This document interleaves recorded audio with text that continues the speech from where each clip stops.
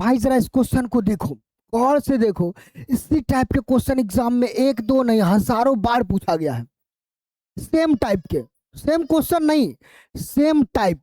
यदि आप इस क्वेश्चन को बना देते हैं, इस टाइप के किसी भी क्वेश्चन का आंसर आप ऐसे चुटकी बजाकर दे सकते हैं।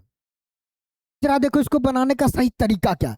दो संख्याओं का अनुपात दिया है और उनके एलसीएम और एचसीएफ का गुणनफल 135 है, तो उनके एलसीएम और एचसीएफ का व्युत्क्रम का योग क्या होगा।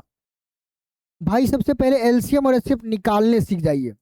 ऐसे किसी भी क्वेश्चन का एलसीएम निकालनी हो, यदि रेशियो में दिया तो रेशियो गुना कर लेते, 5 तिया 15, 2 रेशियो तो गुना, 3 रेशियो रहेगा तो गुना, नहीं तीनों के एलसीएम लेते हैं।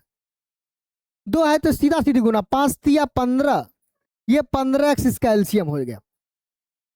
एचसीएफ में कुछ नहीं सोचना, जब 2 रेशियो रहे या 3 रेशियो रहे, रेशियो में जब भी हो एचसीएफ एक्स ही होगा। यूनिट में मानेंगे तो ये 15 ये 1 हो जाएगा, ठीक। अच्छा ये दोनों का गुणनफल 135 है, एलसीएम और एचसीएफ का गुणनफल क्वेश्चन में बोल दिया 135, ये 15x गुने x किसके बराबर, 135 के बराबर। भाई 15 नामा 135, x गुने x, x का स्क्वायर कितना है 9, तो x का मान कितना होगा 3। एलसीएम और एचसीएफ के व्युत्क्रमों का योग। अच्छा बताओ, एलसीएम 15x है तो 15x का मान 3 आया है ना, तो 15 गुने 3 45। एचसीएफ कितना हुआ 3, कोई दिक्कत नहीं। इसके व्युत्क्रम का योग, एलसीएम का व्युत्क्रम 1/45 होगा, देखते जाओ, और एचसीएफ का व्युत्क्रम उल्टा 1/3 होगा, 3 का उल्टा 1/3।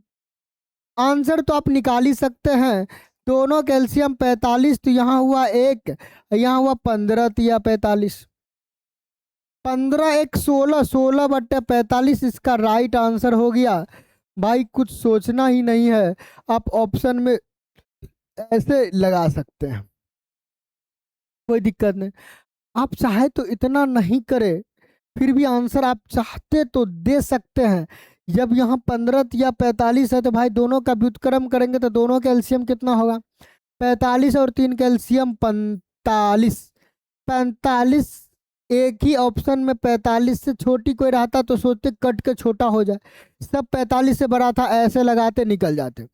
वो आप प्रेजेंट ऑफ माइंड लगा सकते हैं कि नहीं, ये आप पर डिपेंड करती। बाकी छोड़िए, इतना करने में कितना समय लग सकता है ये कमेंट्स करके बताइए। धन्यवाद।